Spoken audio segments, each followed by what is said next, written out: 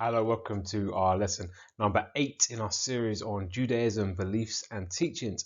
I'm Mr. Wood and this lesson is all about the Mitzvot. If we look at our objectives today, they are to understand what the Mitzvot are, and by the end of the lesson to be able to differentiate between the two main types of Mitzvot. What do you need to know? You need to know that the Mitzvot are the laws that God has commanded Jews to follow, and there are two different types. Mitzvot between man and God, and mitzvot between man and man.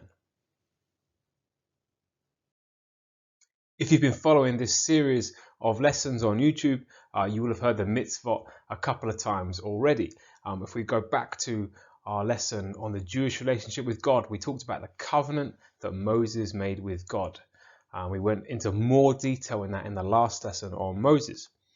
Now, effectively, God sent Moses to free the Israelites from Egypt. And once they were free from slavery, God sent up a new covenant with Moses. Remember, guys, the covenants are key to understanding the whole of Judaism. They're the special agreements that Jews made with God. And in this covenant that Moses made with God, the ruling was quite simple. God said to Moses, you and your people, the Jews, the Israelites, are going to be free from slavery. And I'm going to make you a group of holy priests for the rest of the world. And in response, Moses, you guys need to follow the mitzvot. You need to follow the commandments I give you today. Now, a lot of people know about the 10 commandments already, but actually the 10 commandments are just 10 of the 613 mitzvot that exist for Jews. We've talked about this guy a few times. This is Maimonides again, and he's the chap, one of the few actual rabbis who've done this, but he's compiled all 613 mitzvot. You can see them on the screen there in one of his greatest works, the Mishnah Torah. Now, all of the mitzvot originate from the Torah. If you pause that list as it's going very quickly, you will see that the references are all from the first 5 books of Jewish law. And this rabbi Maimonides, he's gone through and found them all out and put them all in one list where you can find them there. If you've read the Torah, you wouldn't find them all in one list, but they're taken from different parts of the Torah. Now, you can divide the mitzvah up in lots of different ways. You can cut it in different ways indeed. One way of thinking about the mitzvah is looking at the positive commands and the negative commands. So there are 248 positive mitzvah. That's the same amount of bones that you have in your body, in an adult body. And these are known as mitzvot aseh. And there are 365 negative mitzvot. And you can see a calendar there. It's 365 days in the year, helpful to remember. And they explain what Jews should not do. And these are called the mitzvot taseh. Now, alternatively, you could divide the mitzvah up in a different way. Some of the laws are judgments, and the reasons for keeping them are pretty obvious. For example, do not kill. Now, these mitzvot are known as mishpatim. Others are statutes, and they're basically a test of faith. And some of these rules, they might seem a little bit obscure to us. One of them, for example, is that Jews must not wear a garment made of wool and linen fabrics together. And effectively, these are testing the Jews' faith. It reminds me a little bit of when a rule was given to me by my dad. And I'd say, oh, why can't I do this? And he'd say, because I said so. And my dad would hope and trust at that point that I would just go, okay, that's cool, Dad. If you say so, then I don't need to worry about that anymore. And it's a little bit like that for Jews. That God has said, this is the rule. And so the Jews might feel like, well, I don't really understand the rule, but you know what? You set the rule in place, so I'm going to follow it. And I'm going to show my obedience, my faith in you by following that mitzvah. Haven't mentioned that yet. Mitzvah is plural. The singular is mitzvah. 1 mitzvah, 2 mitzvot.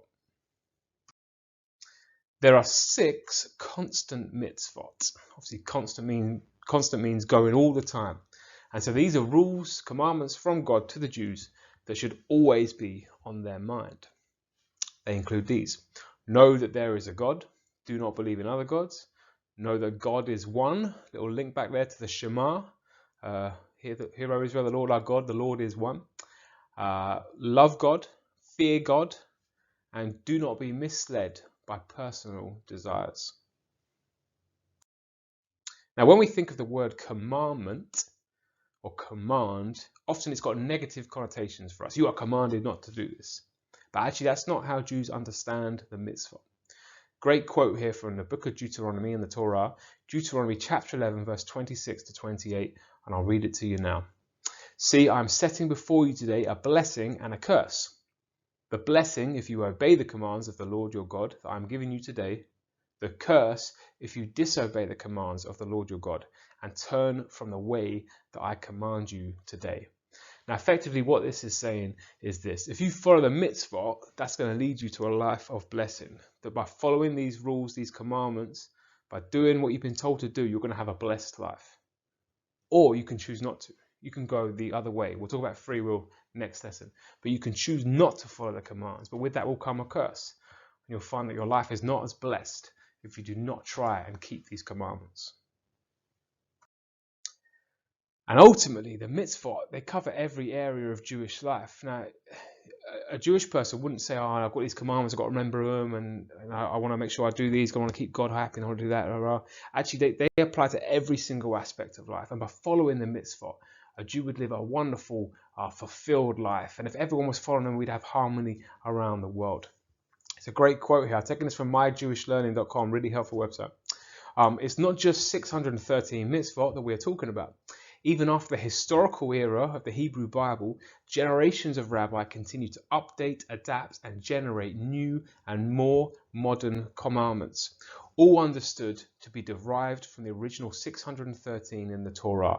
So we know the original 613 are there from the Torah. We've seen them from Maimonides, but we keep making them more relevant. We keep looking at new issues that are coming up, and making sure that the commandments from God are still they still fit our context, they still fit the way we live life today, they still fit our society, but they're grounded and rooted in the original instructions from God that were given to Moses.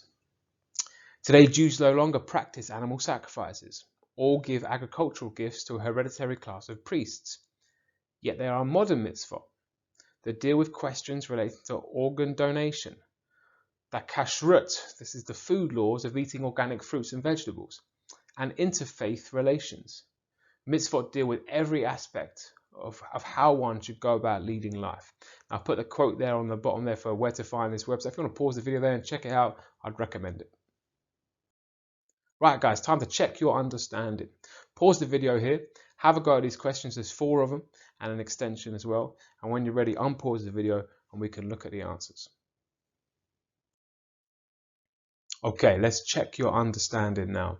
So what's the connection between the mitzvot and the covenants? Well, when Moses Moses set up the covenant with God at Sinai, God said, you are no longer going to be slaves, but in response, you and your people must keep the mitzvot. And so the connection is Jews follow the mitzvot in response to the covenant that Moses made with God. How many mitzvot are there? There's 613, including the 10 commandments. Why do Jews follow the mitzvot? And try and think of 3 reasons. Well, the first one we've mentioned already. It's all about the covenant. Moses made the covenant with God, and Moses spoke on behalf of the Jews and said, we will follow the mitzvot as our promise, as part of this covenant. Another reason was it leads to a blessed life. So by following these good rules, Jews are going to be rewarded with a blessed life. And thirdly, another great one is that by following the rules, they show that they have faith in God and they're obedient to Him. What are the constant mitzvot? They are the 6 rules that Jews should constantly have on their mind. And they're things like to believe in God, to believe that God is one, to fear God, to love God, and not to let personal desires get in the way. Your extension was, there are too many mitzvot. Do you agree? Explain your answer. You might have said, yeah, there's way too many. 613 is way too many. How are you supposed to remember all of those? Or you might say, no, that's the right amount. That's a good amount. The mitzvot are meant to cover all aspects of life. Therefore, life is complicated. The more rules you've got, the more commandments, the easier it will be to live that blessed life. Right, if we move on, and we've mentioned these a couple of times today. These are the 10 commandments, and hopefully you know these now. I've also mentioned already a few different ways that Jews separate their mitzvot out. We've looked at positive and negative rules. We've looked at the ones that are obvious and they make sense, that do not kill, and some that we don't know the reason behind. But the main way to divide the mitzvot is into these 2 groups. Now these ones here at the top, the first 4 commandments are a great example of this. Obviously there's 613 in total, but when we're looking at 10, we get a kind of microcosm, we get a kind of a boiled down version of all of them. So these ones at the top 4 here, you can see that these are between man, I haven't practiced this guys, but there we go, man and God. That's right. Okay, so those ones are applicable to man and God. You can see them, you know. I'm the Lord your God, have no other gods before me. Don't make yourself any idols. My name is precious, don't dishonor it. Remember the Sabbath day and keep it holy.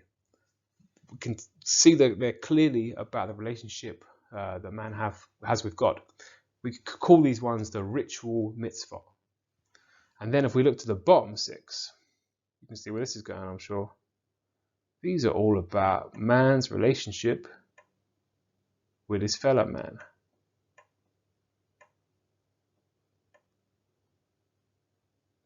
The top group we could call the ritual mitzvot. The bottom group we could call the moral mitzvot. They include things like don't commit murder, don't commit adultery, do not steal. Now, in our previous lesson, actually the first in this series of lessons, we talked about the different groups of Jews inside of Judaism. And we particularly said we'd be concentrating on 2 groups. I wonder if you can remember what they are. Well, they're the Orthodox Jews and Reform Jews. And hopefully you remember this, but Orthodox Jews will try and keep Judaism as it is into the culture and the context they find themselves in. It's amazing that Judaism is around 4,000 years old. And still Jews today are practicing in a very similar way to how it was practiced all those years ago. Reform Jews, on the other hand, they tailor Judaism effectively. They adapt Judaism to fit the culture and the context they find themselves in. And there's great arguments for both groups. On one hand, if the rules have been there for 4,000 years and they're from God, you should do your absolute best to keep those solid and secure and follow that to the best way that you possibly can, given the circumstance you live in. But on the other hand, potentially you could argue that God's rule, God's word, God's voice, God's commandment is always relevant. And so what you should be doing is looking at what God said and saying, well, how does that fit my context today? That made sense 4,000 years ago. What's the practical application of it today in this different context, this different society we find ourselves in? So 3 last questions and an extension. Have a go at these, and then we'll look at some answers in a minute. Okay, let's check your understanding. So number 5, explain the difference between the 2 main types of mitzvot. You've got mitzvot between man and God, and mitzvot between man and man. Ritual mitzvot and moral mitzvot. Give examples of the 2 main types. So for our mitzvot between man and God, we could have talked about remember the Sabbath day, keep it holy. Do not use the Lord's name in vain. Do not make idols. And then examples of mitzvot between man and man, moral mitzvot. Do not kill, do not steal, honor your father and mother. How might Reform Jews and Orthodox Jews differ in their interpretation of the mitzvot? Well, Orthodox Jews are likely to try and keep the mitzvot as literal and as original as possible. They'll try and keep the mitzvot in their original form as much as they possibly can in their context. Whereas Reform Jews are more likely to adapt the mitzvot for the context they find themselves in, whilst retaining the original meaning and thoughts behind the original commandments. I don't know if you had a chance to have a look, but do look up the 613 mitzvot. I'll be really interested to know which ones you found surprising, which ones you found interesting, which ones you found challenging, etc. That brings us to the end of this lesson. Let's look back now finally to our need to know. Do you know that the mitzvot are the laws that God has commanded Jews to follow? There are 2 main types, mitzvot between man and mitzvot between man and God. Do you understand that? And could you explain that to someone else? Thank you so much for watching today. I look forward to seeing you in our next lesson where we look at the next step of the mitzvot on free will and what is the relationship between the 2.